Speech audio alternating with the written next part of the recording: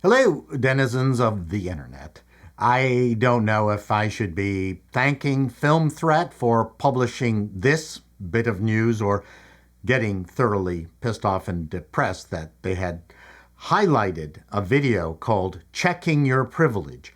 The Canadian government funded, of course, organization has produced a video that made me really angry. I'll get to the video soon. The organization is POV Film, who describes themselves as a youth film and media training network. That sounds absolutely great.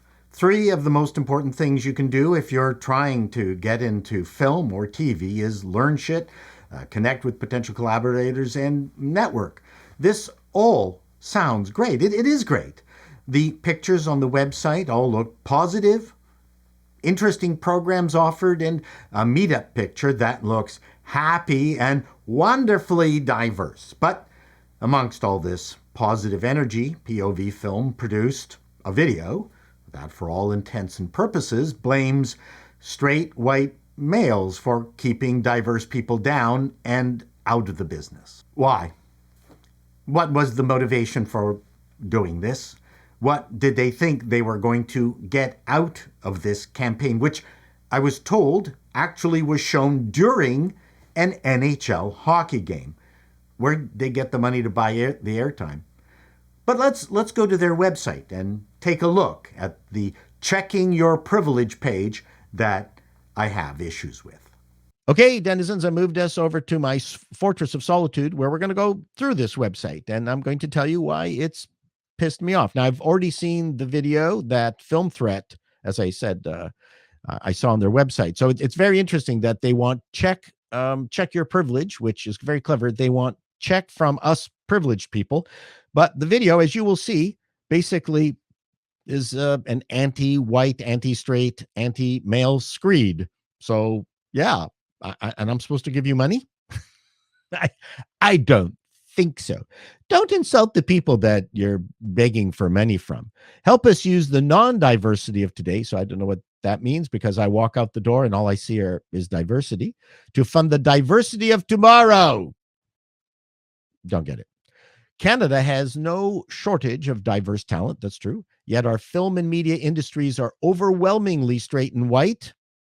Well, okay. I don't know if that's true anymore. All I know is that for anybody who started, in the business 20, 30, 40, 50 years ago, they probably were white. And I don't see what the problem with that is. Most of us have created our own careers. So if you want a career, make your own fucking career. Okay, I'll probably expand on that later. And that's the problem. It's a problem just to be white. Okay, I have a problem with that, both for the BIPOC and the LGBTQ plus folk. Really, you know what? When I think of show business, I think how underrepresented the gay community is in showbiz. That's the first thing that comes to mind.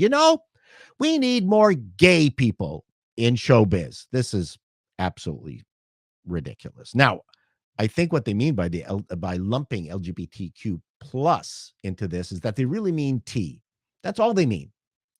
T and maybe Q, because they know LGB is absolutely wonderfully represented in show business. It's the T that they're trying to sneak in there.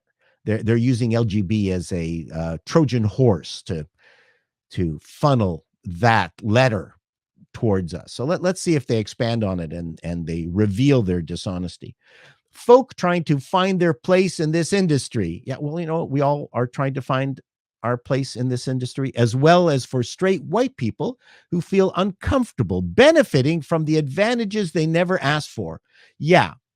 Yeah, the advantage that when I tried to sell my scripts that nobody would buy them, the advantage that I had to go on stage and become a stand-up comic just to uh, show people that I could write, the advantage that I got together with three other guys to start a comedy group just so we could show what we could do and earn a living and basically make no money for the first 2 years of our stage careers, traveling across Canada and every shithole that we could find. Yeah, that's the privilege that we got. Look, nobody in show business has privilege. And the trick is to work hard, make yourself valuable, and then other people will want you. That's and I'll get back to that later too.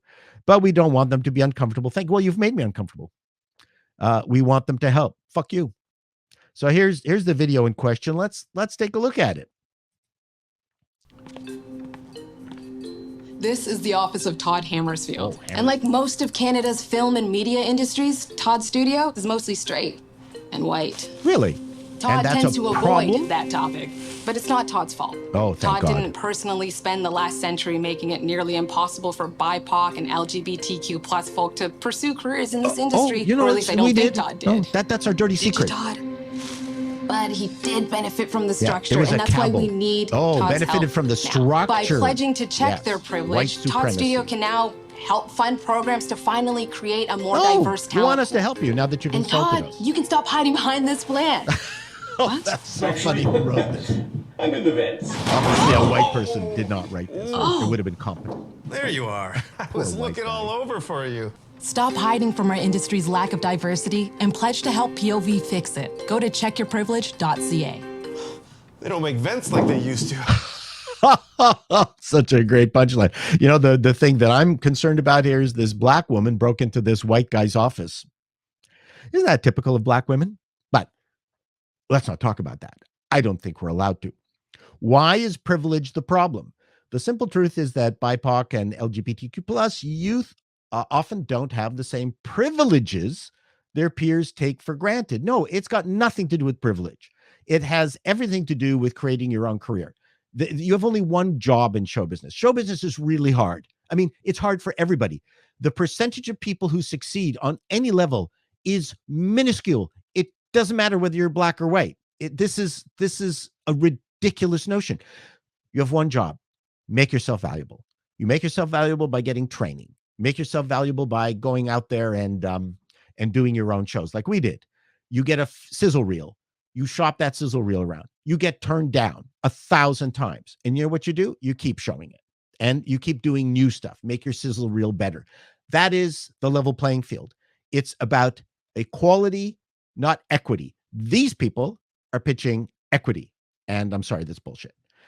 The privileges that having family connections in the field. Right. Okay. So I had none. My parents were poor when they came over from Hungary. They stayed poor because my dad managed the finances terribly. I even had to loan the money so they wouldn't go under. No, I didn't have any connections. But they're making the assumption that just because you're white, you have family connections. That means, they're assuming that there are no people of color who are well off and aren't giving their kids money to entertain their showbiz ideas. That's bullshit. And that is, that's really demeaning to the, BIPOC community, that they can't do anything themselves, that they somehow need a handout. This is demeaning to everybody. This is bullshit. Showbiz is hard for everyone. Attending film school. Yeah.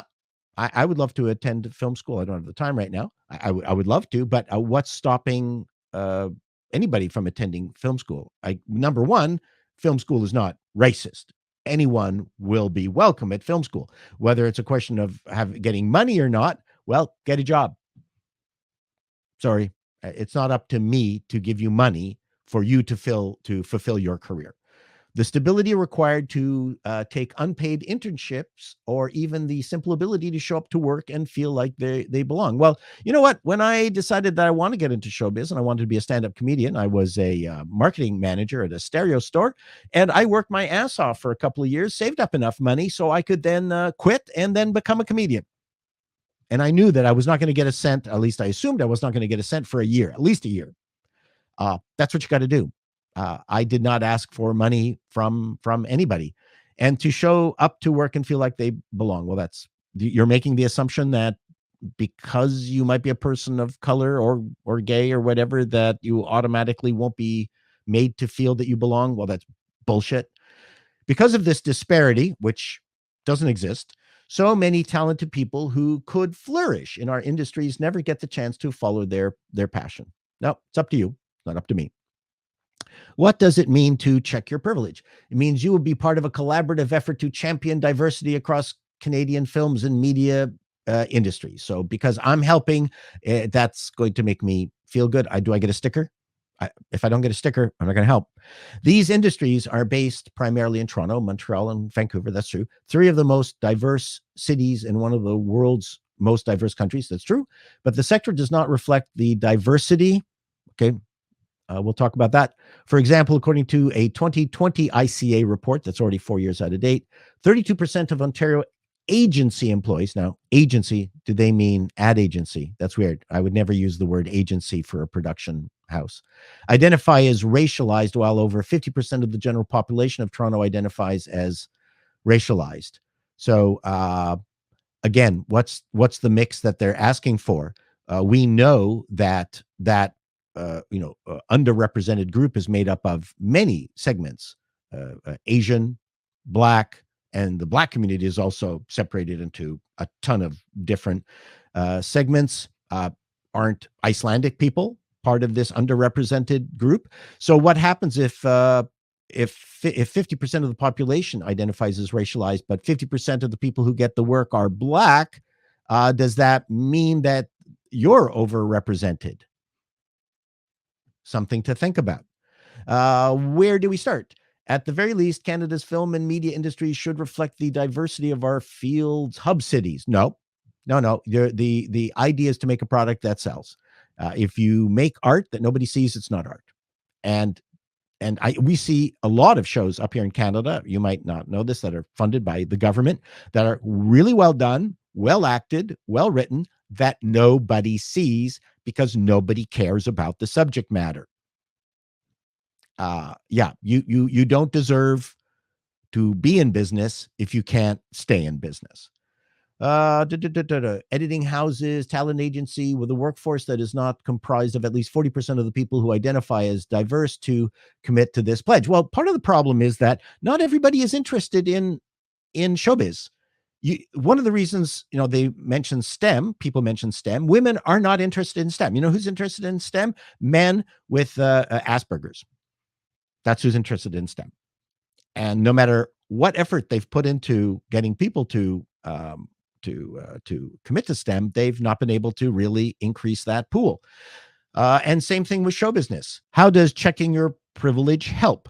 The problem isn't just that the sector isn't hiring enough diverse talent. It's that there simply isn't enough diverse talent with the right training and experience to go around. Exactly. This is what I've been talking about. You need to increase the size of the pool. I am 100% for this. We want to bridge the privilege gap in film production and media by offering equitable opportunities for BIPOC and LGBTQ plus youth. Here we got the equitable. It's equal, not equitable. We're not spreading this thin. This is the Marxist bullshit that we're being that's being foisted on us. We want to bridge the privilege gap in film. Again, that's not the issue. The issue is the size of the pool. If they would just get rid of everything in this website from this point up and just talk about increasing the size of the pool and asking for money to increase the size of the pool for training, I'll give you money. Get rid of the rest of the website. Get rid of all this equitable bullshit and the bridge of the privilege. Get rid of that crap. I'll give you money. How about that? Programs at POV bring a sense of hope, not only by empowering diverse creatives to tell their stories, but also by developing their technical skills. Great. If you're going to do the training, that's exactly right. Help them shoot a few sample videos. Get into some short movies. Create, again, that sizzle reel that I talked about. This is useful. Everything else is bullshit. So there we are. I'm just going to end it here. Hold on. We want to make a lasting positive change in our sector. So in addition to providing funding, we are asking businesses to champion diversity within their, DEI bullshit. That's not how show business works. Make yourself valuable. Prove your skills. I was curious to see just how bereft of diverse movies we're producing here in Canada. And the simplest way to do that is just to go to the Telefilm Fund website, which is the main federal funder. And I just wanted to see just quickly where we're at with the diversity problem that POV Films is presenting to us. So I've picked 22 to 23 range of films. There's 47 films. I'm not going to go through all of them. The Quebec stuff is, for the most part, all white. It's Quebec. They get to do whatever the fuck they want. It's only in English Canada that we are constrained by this diversity rules. But I found within the first 2 pages, I found 3 properties. So let's go to the first one here. It's called Bystanders. Bystanders. I can't tell from the cast list whether Deborah is of a different melanin quotient. Based on this little poster here, you can see that it's a diverse cast. And let me be very clear. I'm really happy about this. I am not against diversity in any kind of way. I'm just against forced diversity. Would I rate Bystander? I don't know. I haven't seen it yet. But let's take a look at the director, a one-name director, Kumbai. Sorry if I've ruined it. Well, she is a person of excess melanin. And that's great. I'm very happy. And remember, I was talking to you about, let's see her credits. Remember, I was saying that it's your job to make yourself valuable. No one in show business is going to give you anything. And if you get it just because you fit certain checkbox criteria, then you should be concerned. From 21 to 23, she's got a pretty good acting CV. This person has worked extremely hard. Let's take a look at directing. 12. Holy smokes. So from 2016, she has directed 12 projects. This is an individual who has earned the right, not through equity, but equality, to direct a project or act in a project. Meritocracy at its best. So let's go to another one here. In the Black, Jamaican-Canadian businessman, incredible 12-year battle to start Canada's first Black radio station. And we've got a Black cast. Let's take a look at the director. This is a trailblazer in the film and television industry. Frances Ann Solomon was born in England of Trinidadian parents. So she's a person of color. Let's take a look at what kind of credits she's got. As a writer, look at this. 9 credits. Producer, 2.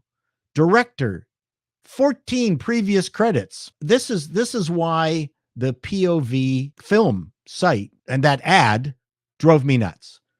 Because this is how you legitimately get a job. I'm sorry, not the begging victimhood method that POV Film is doing. This one here, the Oral-B, Framing Agnes. So I was looking at this. Framing Agnes turns the talk show format inside out in response to media's ongoing fascination with trans people. And Chase Hoyt, he looks like someone who would direct and produce a trans film. There you go. Credits. Previous 8. This is the only way show business works properly. You have a passion. These people were passionate enough to get in the business on their own. Yes, of course, I'm sure anyone, white, Black, Asian, doesn't matter, would take any opportunity that is given them. And if POV Films gives people an opportunity to get a credit, of course you're going to take it. And blaming straight white males as an impediment to getting in the business, this is bullshit. As I said in the site analysis, I don't think we have a diversity issue in Canada. We have a pool of available and trained talent issue, though that is constantly expanding, as the telefilm examples I showed. If you take a look at the credits of huge shows like Star Trek Discovery, which is shot here in Toronto, you will find a lot of female directors. Are there gay and trans directors? I didn't check them all. I wouldn't be surprised, as diversity is a huge goal for the production company. And good for them. Yes, the show is crap, but they will at least have gotten a major credit. In conclusion, I think the video is a cheap shot at the wrong target. It's actually racist. But that is the going thing for critical social justice advocates and the ideology of victimhood. As I said in the site analysis, your only goal is to make films that people will see. That people will see part is the thing that's not going particularly well here in Canada. Perhaps concentrate on figuring out why that is before masturbating over representation. Because I get the sense your follow-up video will be complaining that not enough white people are going to your fucking movies. Good luck. Till next time, denizens. Be seeing you.